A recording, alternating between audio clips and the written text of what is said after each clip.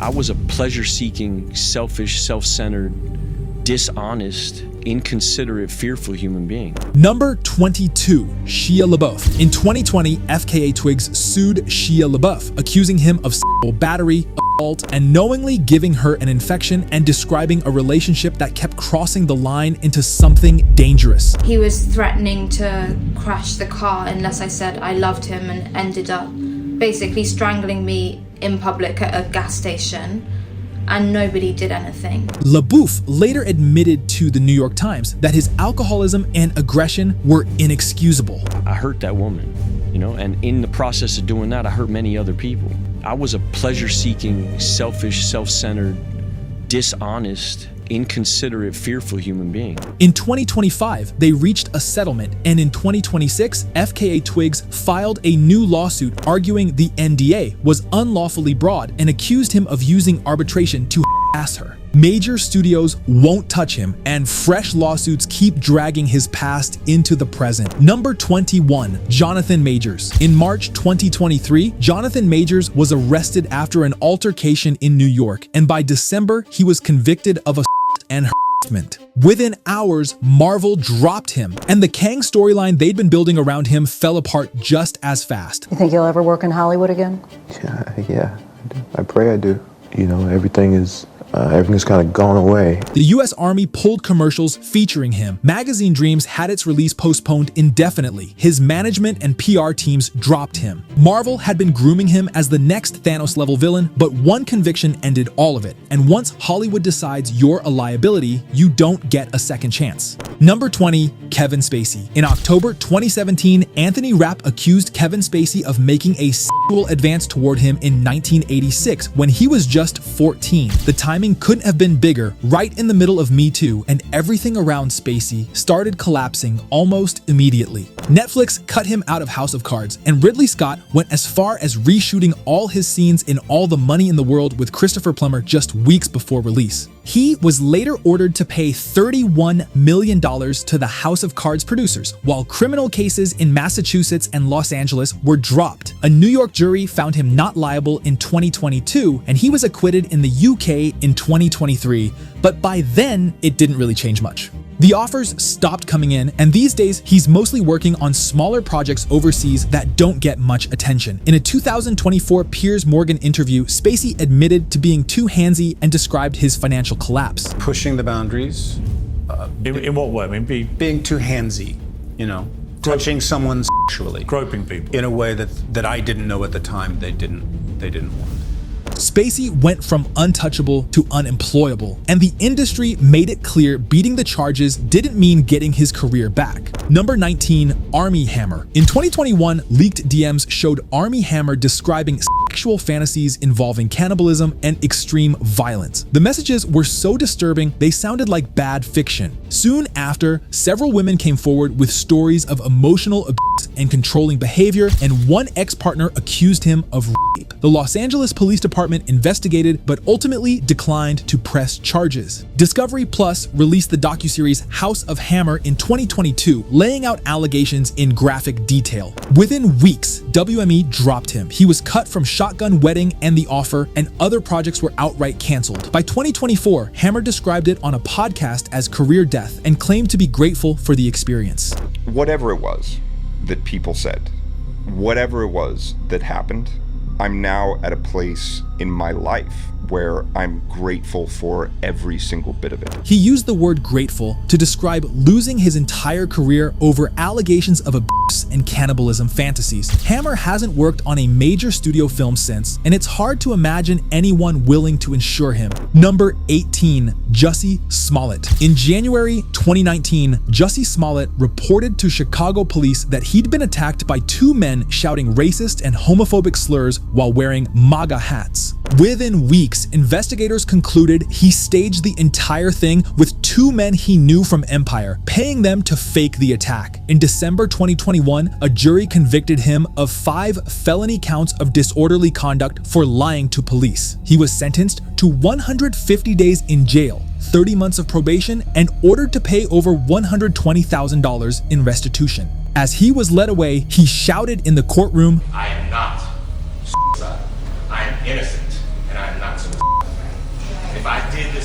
that I stuck my fist in the fears of black Americans in this country for over 400 years. Fox removed him from Empire immediately after the allegations. The show wrapped without him. The case quickly got pulled into a bigger argument. Some pointed to it as proof the media got things wrong, while others said it hurt real victims of hate crimes. After that, Smollett wasn't taken seriously anymore. In Hollywood, the calls just stopped. Number 17, Katherine Heigl. After Grey's Anatomy made her a star, Katherine Heigl committed career suicide by speaking her mind. In 2007, she called Knocked Up a little sexist in a Vanity Fair interview. In 2008, she withdrew her name from Emmy consideration, saying the Grey's Anatomy writers didn't give her material worthy of a nomination. People in Hollywood started calling her difficult, Shonda Rhimes stopped working with her, and the work just stopped coming in. I was feeling completely like the biggest piece of shit on the bottom of your shoe. Like I was really struggling with it and how to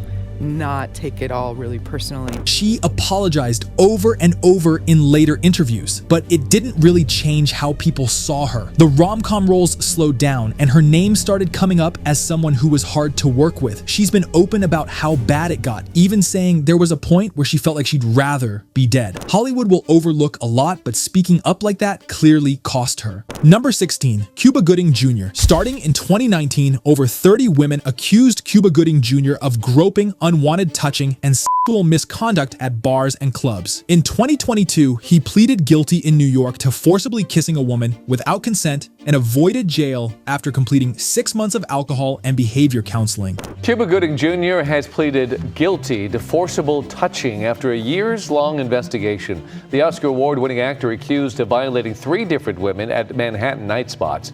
He pleaded guilty to 1 count of touching a woman inappropriately at a night. The following year, just as a civil trial over a 2013 hotel incident was about to begin, he reached a settlement with the plaintiff with the terms kept private. The volume of allegations destroyed any chance of a comeback. 30+ accusers is a number studios can't ignore, no matter how many Oscars you have. Number 15, Amber Heard. The 2022 defamation trial between Amber Heard and Johnny Depp became the most watched courtroom spectacle in years. Heard testified that Warner Brothers drastically cut her role in Aquaman and the Lost Kingdom and nearly removed her entirely. I fought really hard to stay in the movie. They didn't want to include me in the film. Objection, Your Honor, hearsay. I was given a script and then given new versions of the script that had taken away scenes. The intense pro-Depp social media campaign made her a PR nightmare studios didn't want to deal with. Petitions calling for her removal picked up traction, and even brands like L'Oreal stepped back. Even when the jury split its judgment, her name had become a risk that studios just weren't willing to take it. Number 14, Christopher Mintz-Plasse. Christopher became McLovin in Superbad in 2007. The role made him unforgettable, but it also trapped him and ruined his career. Hollywood couldn't see him as anything else. I met someone at the Celtics game that's like, hey, McLovin. I'm like, yeah, what's going on? My name's Chris. And he's just like, I'm calling you McLovin.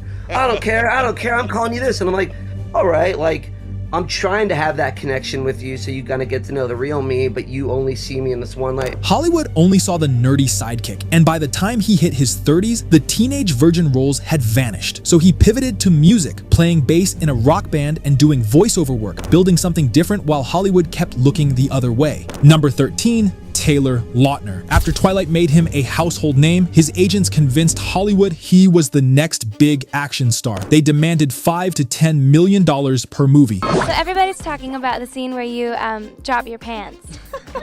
That worked right up until Abduction dropped in 2011 and crashed.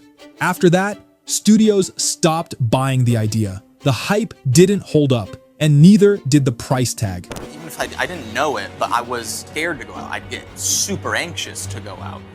So I just did. He developed severe anxiety from the constant paparazzi attention and pulled away from everything for years. When he finally felt ready to come back, the industry wasn't really looking his way anymore. Number 12, Tobey Maguire. Tobey Maguire's wholesome Spider-Man image shattered when he was named in lawsuits over an illicit Hollywood poker ring. He reportedly walked away with over $300,000 from a hedge fund manager, later jailed for fraud. Trustees tried to claw back his ill-gotten winnings. Molly Bloom's memoir, Molly's Game, portrayed him as ruthless, the best player, and the worst tipper. She described him as domineering at the table and the one who ultimately pushed her out of the games.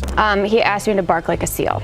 Well, he told me that my getting the tip was contingent on barking like a seal, and at first I just thought it was a joke, and then as it went on for 20-25 minutes and in front of the whole table and everything, I realized that there was kind of more to this than just this, bark like a seal for a tip. It was kind of like he was bullying me a little bit, and it was humiliating. But the poker scandal didn't produce a formal ban, but it destroyed his Spider-Man image. Hollywood never quite looked at him the same way. Number 11, Sarah Michelle Gellar. Unlike most of this list, Sarah Michelle Gellar wasn't canceled. She walked away. After starring with Robin Williams in The Crazy Ones, Williams died by suicide in 2014. The loss, combined with postpartum struggles and young children at home, led her to step back entirely. On the Shut Up Evan podcast in January 2026, she explained, Robin passed away and everything just sort of hit me. That loss was so huge, and I felt a little directionless for the first time in my life. At that point, I just said I needed to take a break, and I'm so glad I did on so many levels. Like, first of all, I'll never get that time back with my kids. I didn't miss a show, a performance, a first step, a lost tooth. Like, there was every moment I was able to be there for, and that's not something you can do as a working actor. She's recently returned with projects like Wolfpack and Dexter: Original Sin, but she spent years prioritizing her family over fame. Number 10, Roseanne Barr. In May 2018, Roseanne's reboot was pulling huge ratings, and she was right back on top until she tweeted that Obama advisor Valerie Jarrett was the product of the Muslim Brotherhood and Planet of the Apes. Racism is not a known side effect of any Sanofi medication. Even the pharmaceutical company roasted her. ABC moved ahead with The Connors without her, writing her character out, and her castmates quickly put some distance between themselves and the situation. Bob Iger personally signed off on the cancellation, and since then, she's mostly stayed in smaller conservative comedy circles, with network TV keeping its distance. Number 9, Matthew Fox. After Lost, Matthew Fox's career was derailed by legal trouble. In 2011, a Cleveland bus driver accused him of punching her, and the next year, he was arrested for DUI in Oregon. Former co-star Dominic Monaghan even called him out publicly. Fox denied the allegations and said the accuser tried to extort him. She decided that she was going to write a different version of events that happened that night and try to extort money from me. He entered a diversion program for the DUI, avoiding jail. DUI offender, I've learned a ton. I did 4 weeks of alcohol informational training and just learned an enormous amount. The combination of legal trouble, bad press, and his own choice to step back kept him off screens for nearly a decade. Number 8, Rachel Zegler. She was cast as Disney's new Snow White, a dream role for any 22-year-old actress, and once she started talking about it in interviews, things got a little messy. In interviews between 2022 and 2024, Zegler called the 1937 original outdated and said her Snow White wouldn't be saved by the prince. She described the prince as a guy who literally stalks her. I mean, the original cartoon came out in 1937, and very evidently so. There's a big focus on her love story with a guy who literally stalks her. Yeah. Weird. Super weird. So we didn't do that this time. Disney fans accused her of disrespecting the film that built the studio. When Snow White came out in early 2025, it didn't do as well as expected. Producer's son, Jonah Platt, publicly blamed Zegler's comments for hurting the box office. She's still working, but her name started coming up as a bit of a warning in the industry about how quickly things can turn during press. Number 7, Ezra Miller. In 2022, Ezra Miller kept making headlines for all the wrong reasons. Arrests in Hawaii, a burglary charge in Vermont, and allegations from parents that Miller had groomed a young activist, which the person publicly denied. By August, Miller put out a statement saying, "I am suffering from complex mental health issues and have begun ongoing treatment." Warner Brothers was trapped with a finished $200 million film, so The Flash still came out in 2023 with almost no promotion from them. The movie flopped and DC moved on. Ezra's blockbuster career crashed before it could even recover. Number 6, Gal Gadot. In 2020, Gadot organized a celebrity Imagine sing-along video during the early pandemic. She posted it from her mansion while millions were losing jobs and dealing with actual hardship. Hey guys, day 6 in self-quarantine. I ran into this video of this Italian guy playing the trumpet, and there was something so powerful and pure about this video. She's not someone who won't be cast, but her comments on Israel have made studios cautious. After speaking about violence in Israel and Gaza, critics called her out for her IDF background and accused her of ignoring Palestinian suffering. Later, reports said she helped organize private screenings of an IDF-backed film about the October 7th Hamas attacks, which sparked calls for her cancellation. Wonder Woman 3 never happened. Her comments on Israel made her a target, and every time she speaks on the topic, it sparks controversy. Number 5, Sacha Baron Cohen. In 2021, Sacha Baron Cohen retired Borat after Borat's subsequent movie film. He said continuing the character had become too dangerous. He described wearing a bulletproof vest for some scenes and dealing with threats from armed right-wing activists. And so I was advised by my security guard to wear a bulletproof vest. I said to him, well, what happens if they start using these semi-automatics? And so he built an amplifier, which you can see on the left, that is basically pretty much bomb-proof. Borat has always sparked backlash from politicians and people caught on camera, but Cohen earned awards and acclaim for the same work. It got too dangerous. I was pretty lucky to get out this time. So no, I'm not doing it again. I'm going to stay with the scripted stuff. He wasn't canceled. He canceled himself before someone actually shot him. Number 4, Jennifer Love Hewitt. Jennifer Love Hewitt worked non-stop from childhood through adulthood. Party of 5, I Know What You Did Last Summer, Can't Hardly Wait. She juggled multiple projects per year for decades. Around 2015, she finally took a step back, 3 years off to catch her breath. She wasn't running from scandal, just from exhaustion. I needed to I just needed to be well. I needed to take care of myself mentally and emotionally, and being a mom for me did that.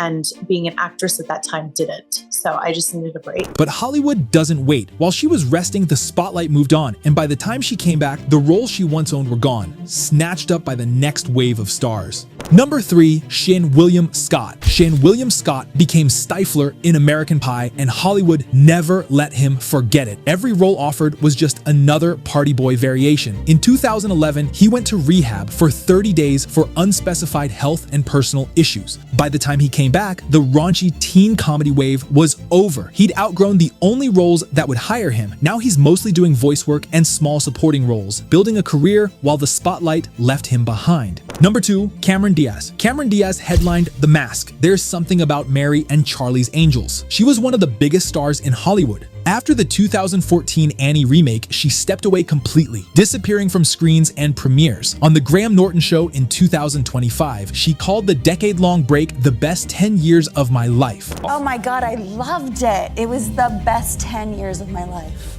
Just completely, everybody would be like, would you like to? Nope. There's this thing going, I don't care. Would you like to join us? Nope. And then people stopped asking.